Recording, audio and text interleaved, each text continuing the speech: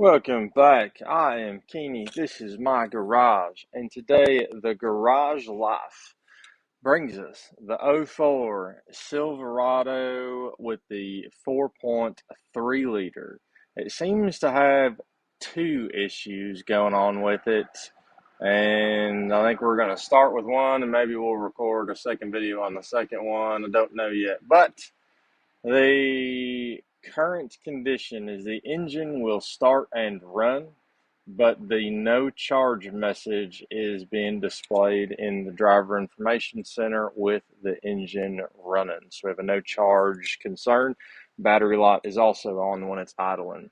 History of the vehicle: approximately 6 to 7 months prior, the battery was dead and jump started. Once the battery was jumped, the truck would run and drive fine all day, but once parked for 1 to 2 days, the battery would die again. This process repeated for about 6 to 7 months, and the battery was replaced, and now the engine will start and run, but the charge and error message is displayed, but the vehicle will restart on its own without being jumped, even after sitting for a couple days. So a little bit of inconsistency and all the stuff. What I think we've got going on, so here's my experience with it thus far. When it's got a new battery in it, it looks like. That isn't in my notes, but apparently I missed that part.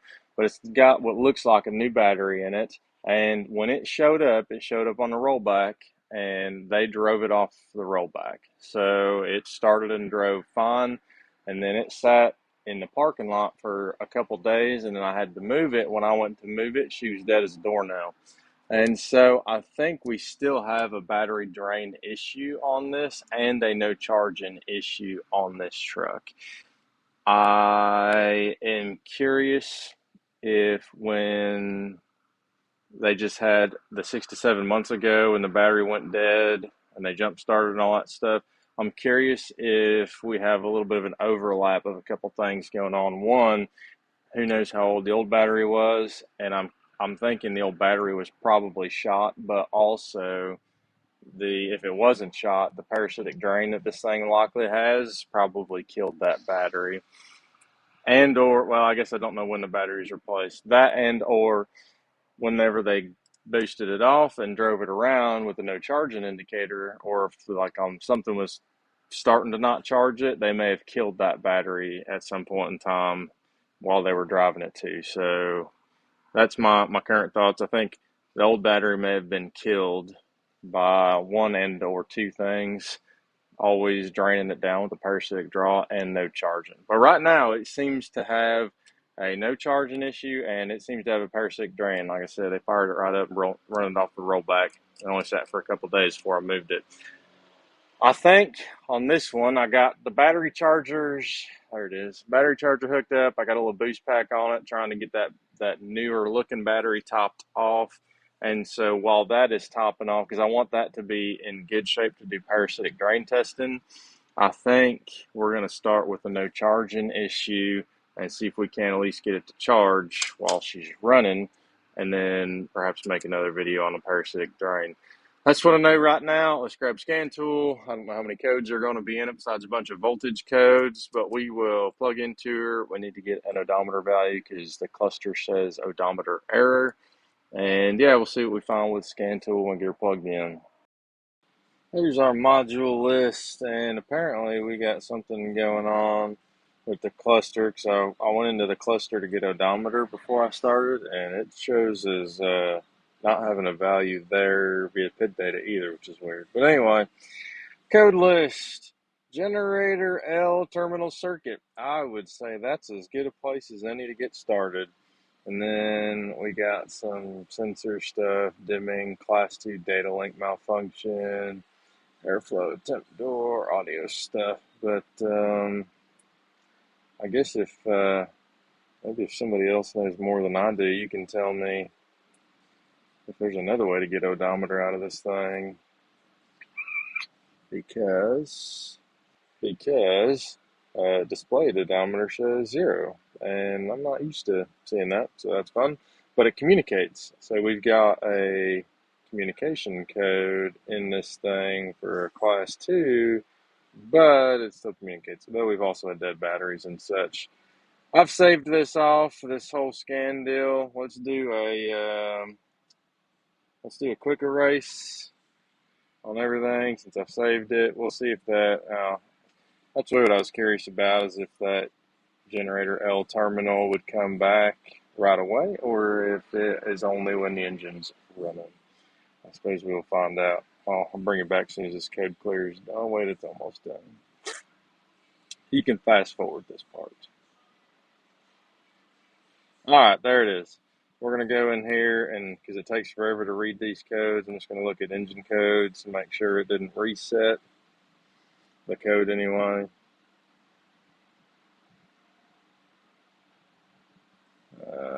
Current and history.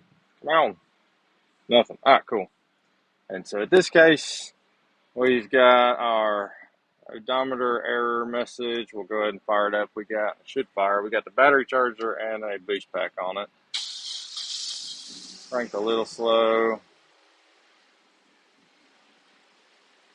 And odometer error. Fuel level. Well, that's trippy. Oh, there it is. Now the battery light come on. Oh, now it went off. Now it's on. Ha! Battery not charging. Oh, that's fun. All right, now I assume we come back here, hit our trouble codes.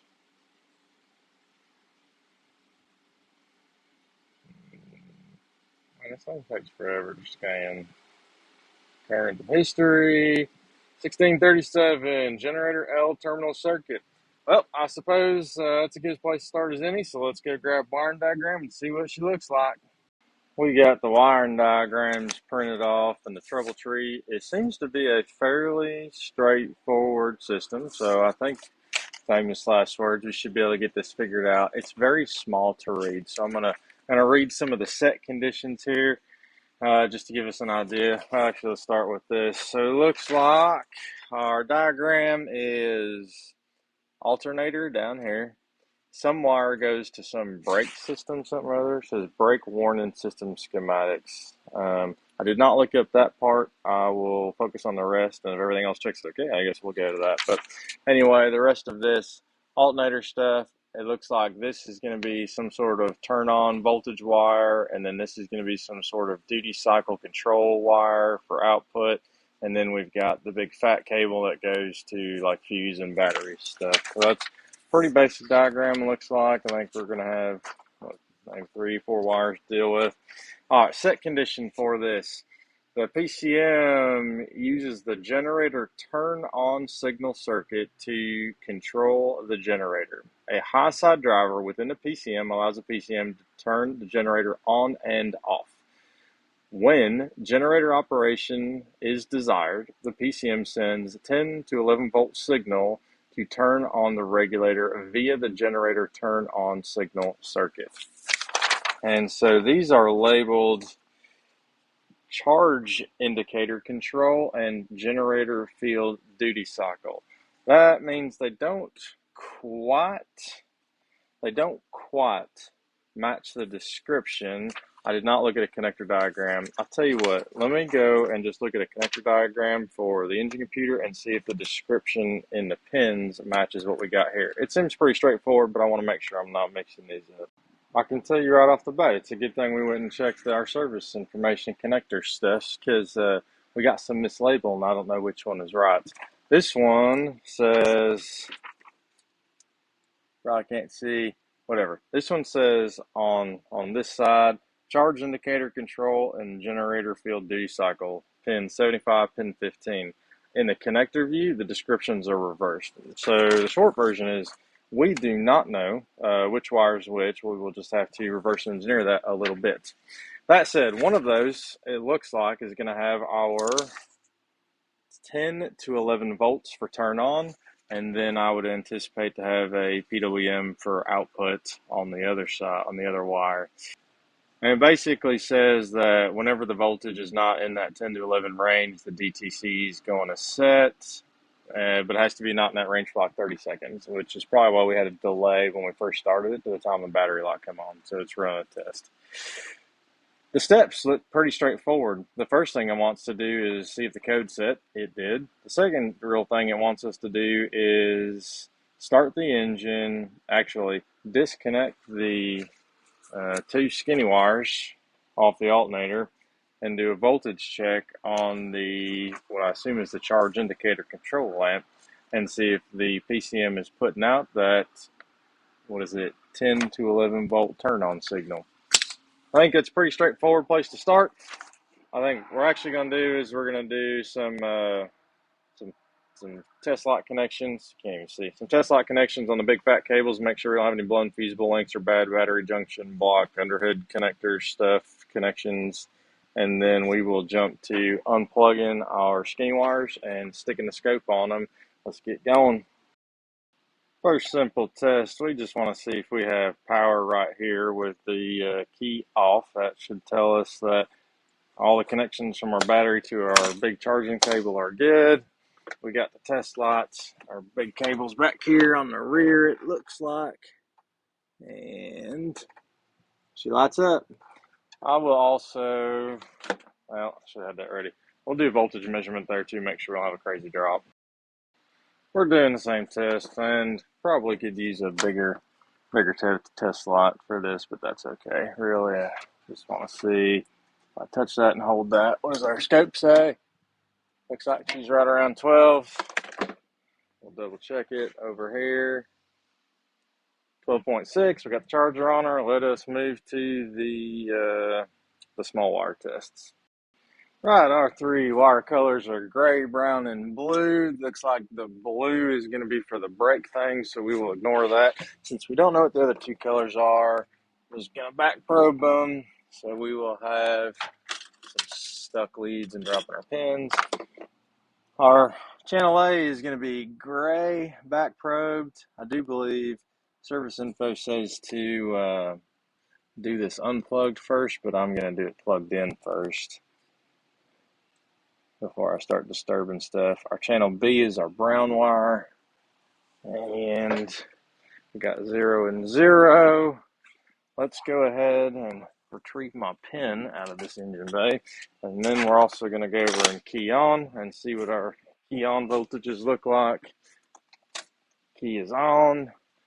We will also turn on our boost pack because I don't think the battery charger is going to hold it with the headlights on for very long, and the headlights won't turn off for some reason. Well, that's a good. This is already going to match what I think the service information told us, so that's exciting. Looks like one of these is going to be a duty cycle, and the other is going to be a pretty constant voltage. Let's zoom in pretty far. So earlier our time base was too far away. Let's see. Let's change our time base down a little bit. We'll do a 1 second, and then we will stop that. We'll zoom in. That's still trying to get cleaner square waves because I expect these to be a little cleaner. Let's zoom in a bit further. She's not very square wavy, truthfully. Let's see if we could do a positive duty ratio and see if it'll give us. So 43%. Oh, you can't see nothing. Down here in the lower left corner, it says channel A is at 43%. I actually think we should be able to go in here in our powertrain module. Oops, wrong button. I think there's a duty cycle control PID on GM that we can look at. Hit the wrong button. Now it's going to take forever to read this stupid thing. All right, we'll go live data. We will sort. I don't even know what thing I'm on. There we go. Generator F. Oh, look at that. Generator command. Look at us finding stuff. So it says 41% generator F terminal signal, and let's see, and off for L signal command. That the L signal command may very well have to have the engine running first, but we've got 42, 44%, 41%. That's pretty good. Let us go ahead and make sure we're not going to catch all our leads in this. Let us start this thing up and see what changes when we start the engine. Actually, I didn't pay attention to it. Y'all are already looking, but I want to know what our green voltage is with the key on. Come on. Looks like green voltage is about 1.52. Definitely less than the 10 to 11 that it says it was looking for, but let's see if it'll fire up.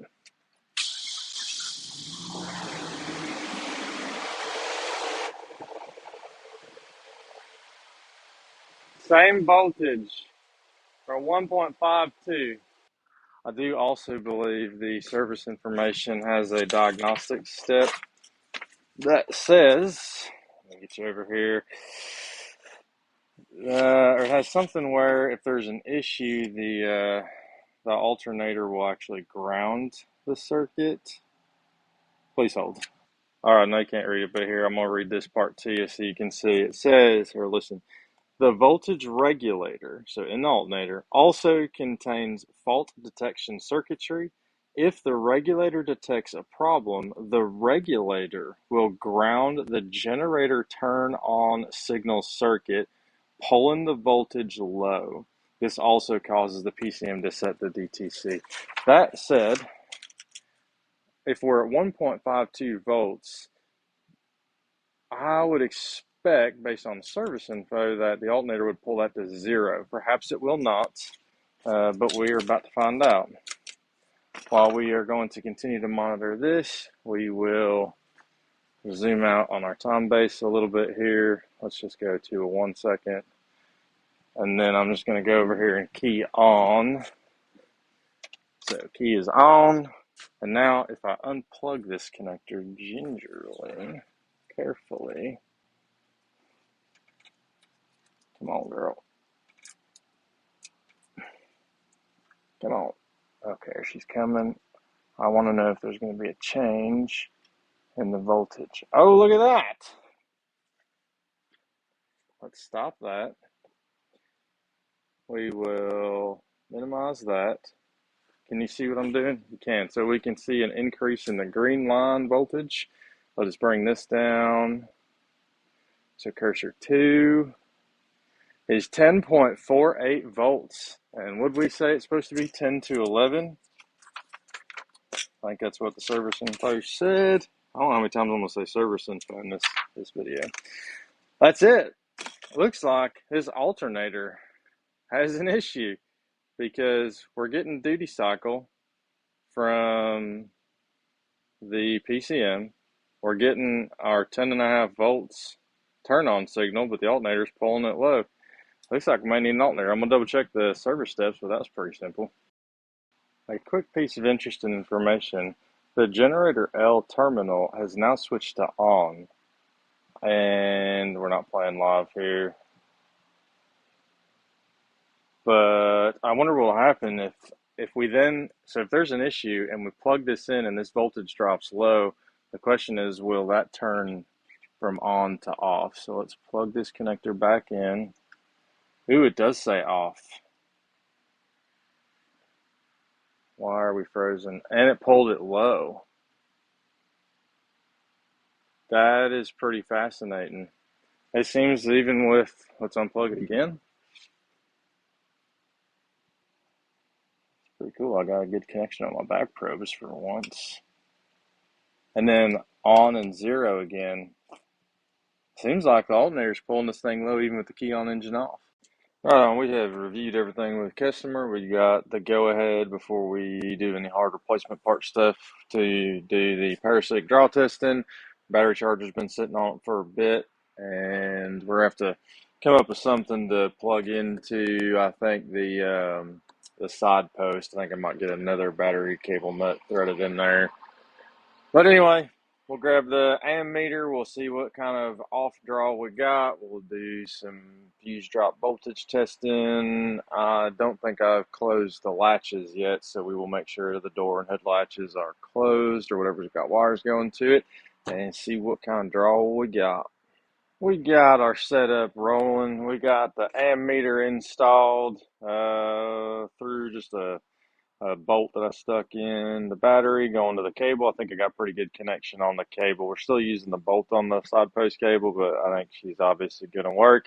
When I first hooked it up, it was like, I don't know, a 2 amp draw or something, and then the dome lights went off when I closed the door latches. The door latches are closed, but the doors are open.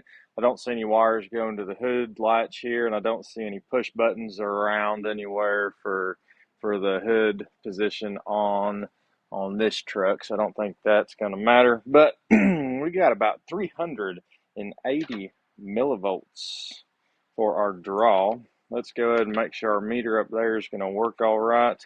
We will just hit the battery posts here. There it is, 13, 12.8, 12 something, 13. There we go. So we just took the battery charger off, a little bit of surface charge, right around 13 volts. Very cool. Well, let us start under the hood here. We still got our draw. Let's just start going down our rows of fuses here and see what we've got drops on. First one, 0, next one, 0, next one, 0, next one. I may make that sort of part until we catch the one that is of interest.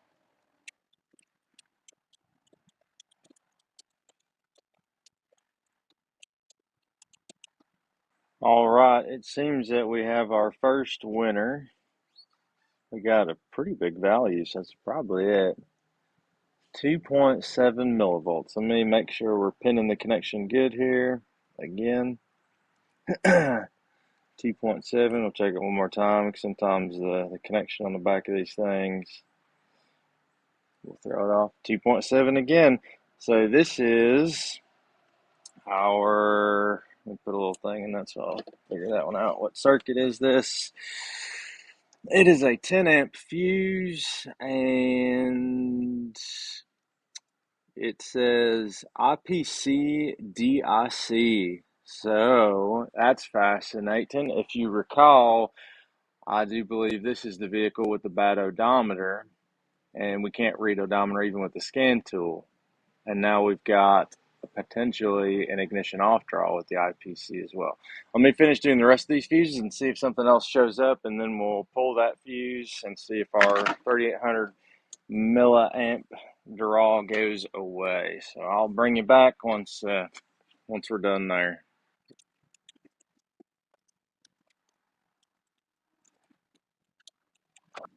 Right on, we have picked up our cheat sheet. We are on a 10 amp, I think it's a mini fuse is what it was called, or what these are. Let's hit this IPC fuse again. 2.7 millivolts on a 10 amp fuse. Let's see here, 10 amp fuse, millivolts, so this is going to be that one. Can you see what I'm doing? 2.7, so 2.7 is right here, you can kind of see. And then we will go over 2.7 to our 10 amp fuse. 364 milliamp draw. And that's pretty well what we got. That means we should be down, if I pull this fuse, we should be down to 20 milliamps. Let me grab my favorite fuse puller, known also as the mini channel locks. Pro tip, love these things. We will yank our fuse for the cluster. Ooh, she's snug in there. Let's wiggle her.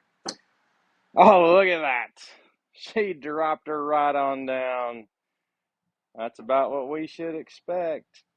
All right, at this point, since this goes to our cluster, we're going to pull some wiring diagrams for this fuse, figure out if there's anything else feeding the cluster. We'll probably just yank that cluster out of there, and we'll do some testing on the back of it next. Here's a good example of why reading service information is helpful. We have found our IPC driver information center, the DIC fuse, 10 amp, and it goes down to the instrument cluster. You can see it's the instrument cluster. But the curious point is there's two options here. One for circuit 2840, one for circuit 4540, and we have a draw on this one, but I believe this fuse exists in there, but we didn't have a draw on it, and so now it's very confusing. I could be wrong. I thought that was in there.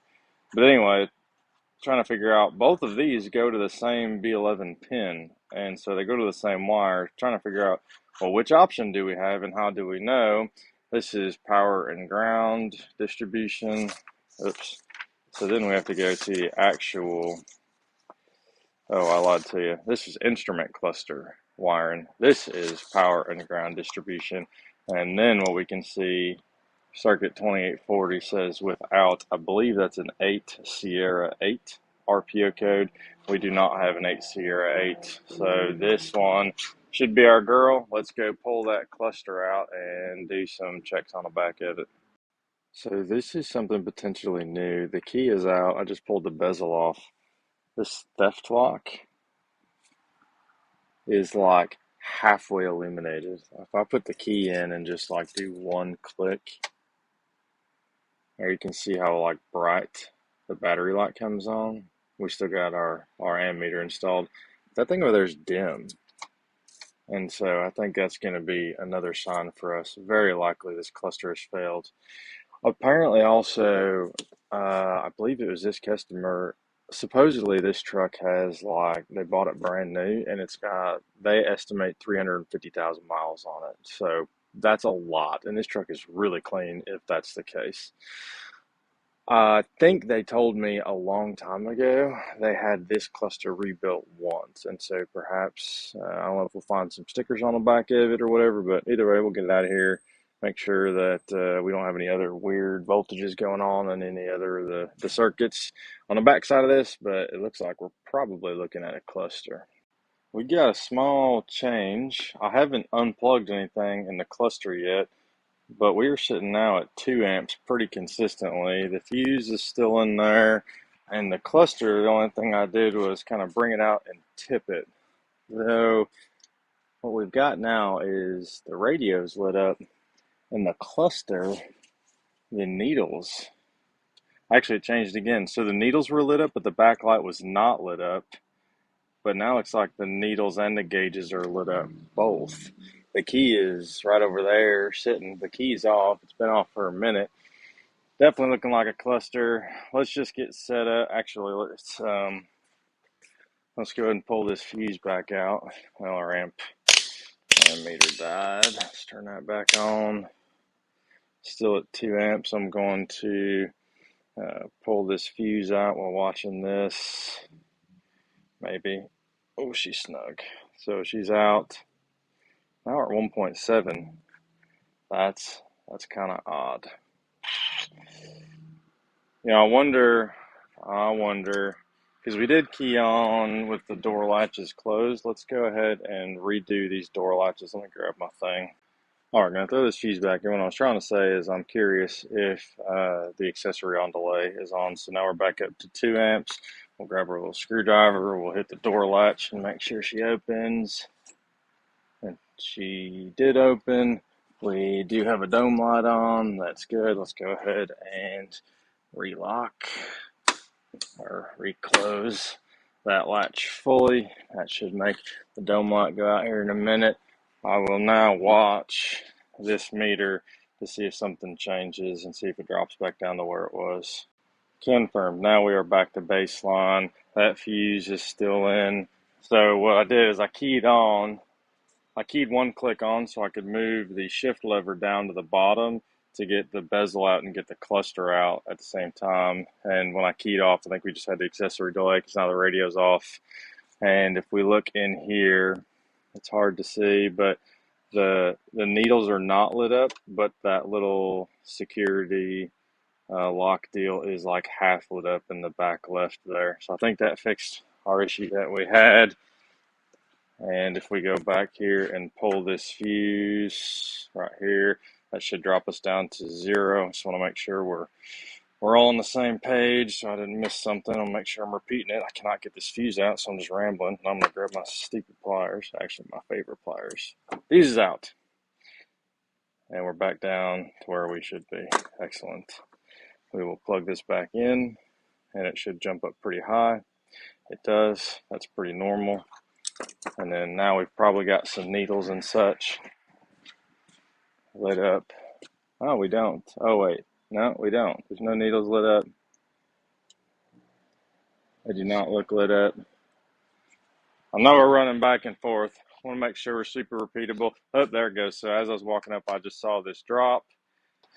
Anyway, now we're back to where we should be. Now we've got here power and ground jumped in from battery and going to right there. So we will proceed to do our power and ground checks. It looks like we have on our connector here, it is a 2-row connector and they can't see nothing, but there are 2 powers and 2 grounds marked. And I will use a 4-ish amp test light to test each one of those and see what our results are. All right, I don't know how well you're really going to be able to see, but I got a better spot for you. We've got our power and ground jumped in here. The test light, our little test light here, is connected to battery plus from under the hood. And then this is going to be what we're going to use to check for grounds. I'm going to check the 2 grounds first, the constant 12 third, and then the ignition because we got to turn the key on. The ignition fourth because I'll probably blow the fuse in my meter out there. The first ground looks like black wire pin A12. This is a 24 pin connector, A through 12, A1 through 12, B1 through 12. So A12 ground is our first one. And so if we have good ground, I don't know if you'll be able to see that test light, but it looks like this one here. This is a little difficult to get in here. Boom, that is super bright. So we got ground on the first one. The second ground is B12, which is a black and white. I do have a black and white right next to it. So, boom, we got nice solid ground there. Let us now switch all our colors and stuff to make sure everything matches. I'm now connecting the test light to battery ground. And so our test light now, when it reaches power, so when we get power, we should light the test light. Our constant battery voltage is B11, which is orange. And so I do see an orange wire next to the previously tested black wire. It should be constant. It is. We got light. And now the last one is the, oops, dropped my light. The last one should be our ignition feed, which is B9. This should be our problem circuit, I do believe. Oh no, the last one was our problem. The draw was on the one we just did. So the next one, the last one is B9. It is a pink wire.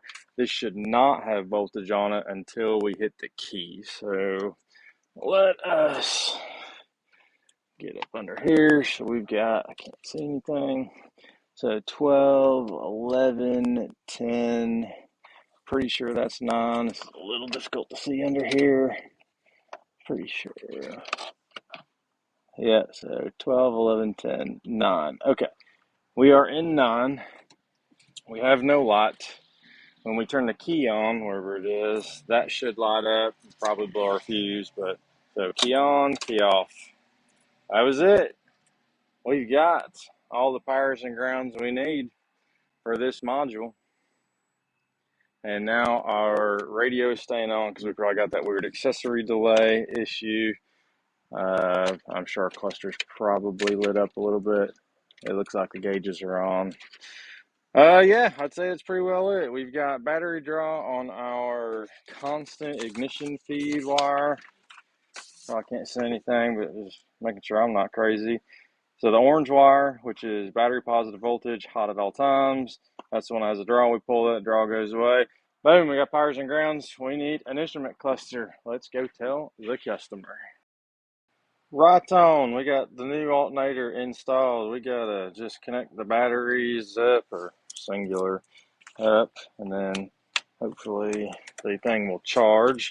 We do not have the new instrument cluster in yet. I think it's going to be another 1 to 2 days before that thing shows up.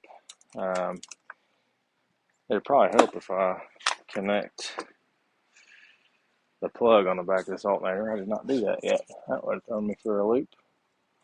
Alright, with her in there. Oh yeah, she's connected. The big cable's connected. We got the multimeters. We'll see what she says. or really just if the battery charging lot turns off in the end. Connect this up. We're at the 12.5 volts. No, you can't see it because there's a glare. Let's just go around here, fire it up, see if the battery charging indicator goes out, even though bad cluster's still in there. Ooh, we can still see the little theft light. Key on, cranking. And what we got? Battery not charging. Oh, wait. It went out. View level. See if it'll cycle through.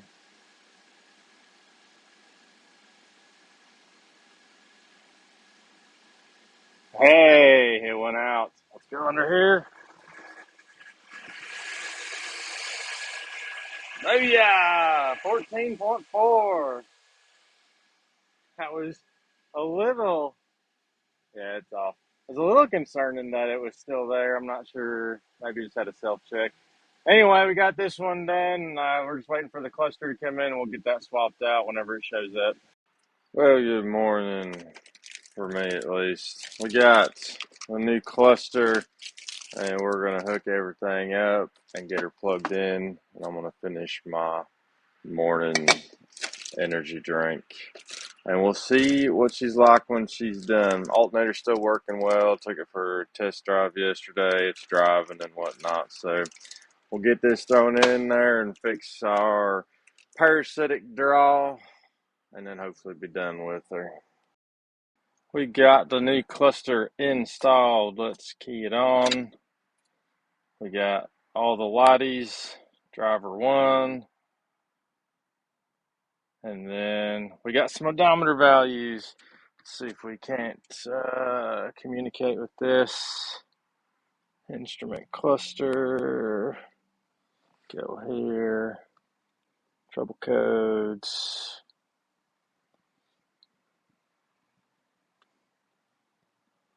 Awesome. Let's erase those codes.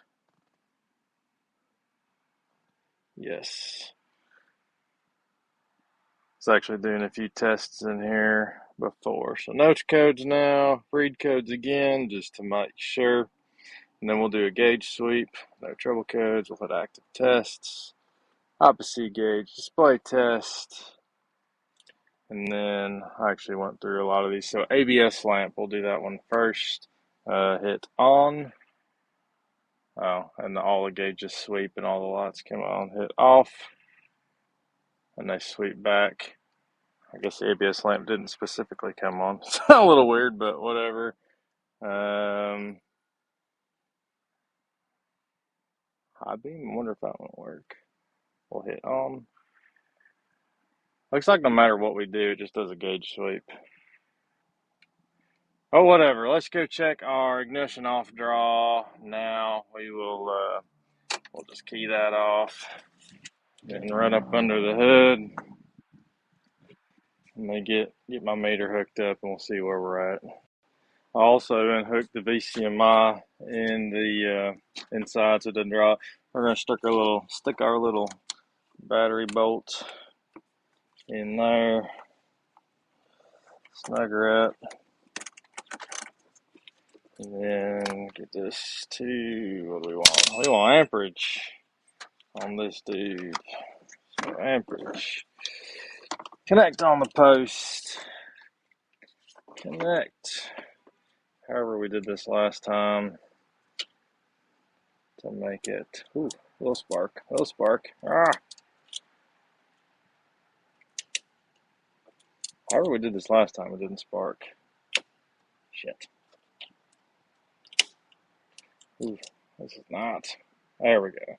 Now I think I got the bolt jammed into the eyelet. Alright, we're 2.2 amps. We got the dome light on. Door's closed. Can you see it? Oh, you can. Alright, I'll probably pause this and we'll just see what that drops down to. It's been like 60 or 90 seconds and we are down to almost 10 milliamps. 9.7 milliamps is what that reading would be. We're going to call that a fix. Heck yeah. Well, I suppose that's all I got on this one. I hope it was helpful. This one's pretty straightforward, but that's all I got. I will catch y'all up in the next one.